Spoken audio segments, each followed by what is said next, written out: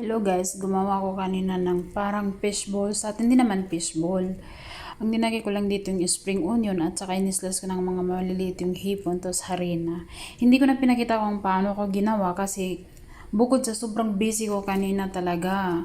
Tapos lobat pa yung cellphone ko, sumubay pa. Tapos ngayon, gagawa tayo ng sauce niya.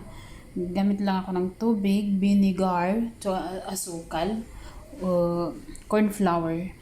Wala tayong toyo pero baka magawa natin ng paraan. Let's go guys. Guys, ito na yung sauce natin guys.